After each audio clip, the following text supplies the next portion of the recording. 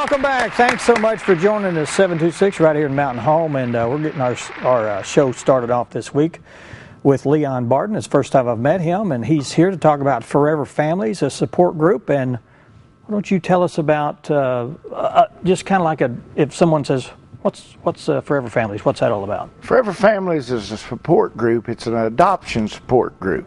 Okay. And it was put in place to help meet the needs of adoptive families. Adoptive families that adopt children have a lot of needs that's not normally known, and we extended that on into foster families. So we offer help for people that are adopting and fostering, such as, support group meetings.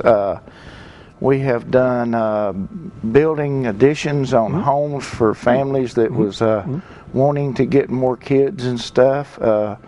We have a food pantry, and we have a resource room for people for the kids they can come in and get gently used clothing and bedding or whatever. If a foster family gets a child in the night, they may not have everything they need. They can call one of us. We'll go down and open up the resource room, and we'll give that to them. And all these services are completely free and done by the charity of this fine community.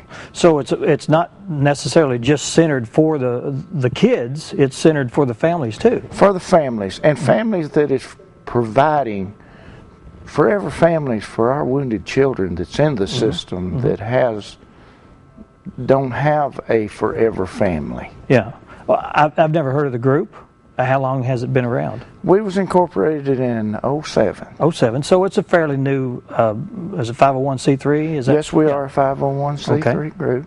And that means that when people out there are looking for an organization to donate to, it's going to be a tax deduction for them? Absolutely, and we have no paid employees, zero. Every penny that they donate goes to helping children. So 80% doesn't go to clerical work and administration fees.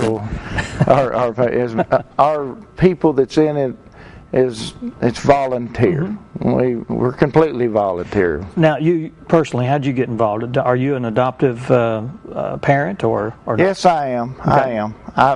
I have 16 adopted children. Really? Yes. All at once, or I'm thinking of a household full of 16 people or 18 people. I have 21 children in total. I have 5 biological and 16 adopted children. And we know the needs and the things that come up, the hidden costs that's involved in children. So this is a perfect organization, and you know how important it is as a support group and also as a resource center for people like you. Absolutely. I'm sure you've been in positions sometimes where you say, we really need more clothes, we really need more food.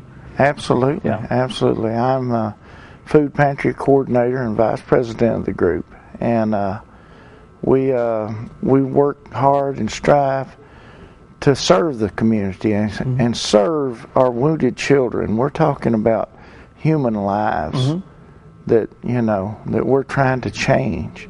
We're trying to take that child and give them hope and give them a forever family that they will have. Without being too personal or about your experience or whatever, but I'm thinking that a lot of these people that are taken in by foster parents, they're special need, not special needs people, but they've maybe had a broken home or they've gone through a portion of their life when they know that they're not wanted. Right. That's why I refer to them as our wounded children. Wounded, okay. They have, some are adopted from birth and no different. Others have suffered immensely, whether they've been removed for abuse, and abuse could include anything, some hideous things, and all the way to starvation to everything. A lot of these children come in. I've had the question asked to me several times, well, are we going to eat tomorrow when they come into my home? And that's not even a thought for you, is it? No. You know you're going to eat tomorrow. Right. But that's a fear of theirs. Right. Yeah. Right. Now, how is how are those? I guess would you call them tragedies in their minds? How do you deal with that? I mean, is it something that you almost break down and sob over because it's a problem that's really insignificant to you, but to them it's a huge thing. It is significant. It is hard. It is hard. And yes, I'm a big man and all, but I have a big heart, and yes, I have cried for our children and the things that they have been through and everything. But we try to instill in our children that there is going to be a tomorrow, that they have a family, that we are their family forever from now on. And you have to reinforce that often, don't you? Oh yes, oh yes. How many children do you have now? At home? Well, I have some in college and everything like that. But yeah, so there's still a I have some adult children living at home, but there is 17 at home now. Really? Yes. Well, that seems like a challenge. And I know personally I probably couldn't do that. And there's people that can't take in children. Right. Especially the number that you're talking about. I could probably take one or two. Right. But I would say that you have a certain passion for that. Right. We're leaving your wife out of this too. I mean, I'm sure she's involved in this also. Oh, she's a terrific woman. She is. She's got me involved in this. So did it stem from her to begin with? Oh yes. Oh okay. yes, definitely. So she must have a certain care for people too. Yes. And adoption and fostering and so on, it's not for everyone. It's not everybody's responsibility.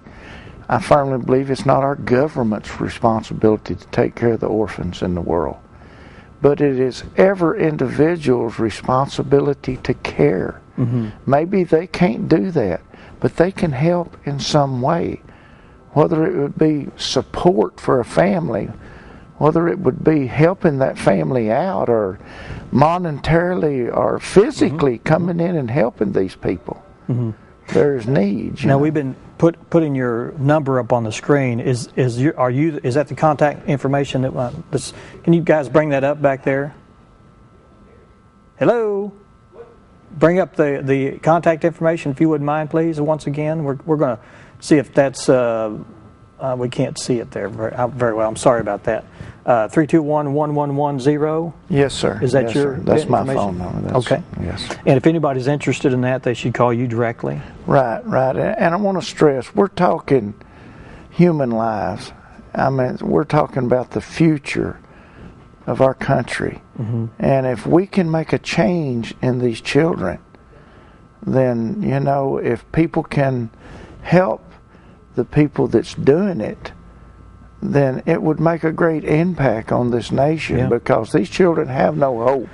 Well, those are the ones, the younger generation are the ones we need to depend on. That's right. And they're taking care of us and making the laws and telling us yes or no, and so that's right. I mean, we need to bring them up the best way we can. That's right. That's right. This organization, is there still room for foster parents? Yes, there's room for foster parents, and there's room for adoptive parents. There's people that want to adopt, but they can't meet the requirements to adopt. That's what we do, is we've had to add additions on the houses, help people out to where they could meet the requirements to where they could. They can't meet it financially. The hidden cost, price of gas going up astronomically. We know that. We have families that are making trips. You had mentioned special needs and things like this. Hauling children to Little Rock, hauling children to just everywhere. And, it's expensive on these families that they have to do this. And well, it seems like there's a lot of areas that you cover in support. And as a support group, do you meet certain times of the month, or every week, or how's that work? Yes, we are open at this point right now on Thursday afternoon from 1 to 4. They can reach, or they can reach at this number and call, or any of our board members. And do you meet at the same place most of the time? Yes, we have a home on Highway 62 West. It's we're in the process of getting a new sign up. One of our members is building us a sign, but we are actually between the nursery and the GMC place in a small house out there. Okay. And a generous man has donated that house to us to use, and that's our home right there. Oh, good, good. Well, it's a pleasure meeting you, and I know about the organization now, and we'd like to invite our viewers that if you see a special need or you may want to become a foster parent, this person right here, Leon, is the person to call. The number's on the screen. If you don't see it here, it'll be at the end of the program, and just give him a call and have any questions answered that you may pose to him. Appreciate you so much for being here, Leon. Well, I thank you for having us on here. Yeah. It's been a pleasure. Well, as always, what we do with our guests, we ask you to come back at any time if there's some new development. If you get a permanent home, or if you're growing, or you need special needs like and volunteers or expansion like that, or if you have an event coming up, please come back and let us know all about it. We sure will. Thank you, sir. Thank you. Up next, we're going to talk to Enoch Pepin and Nick Arnold from the L.C. Salmons Youth Center, and they've got some activities that are coming up during the spring and also summer. We'll be talking to them about that. Stay with us.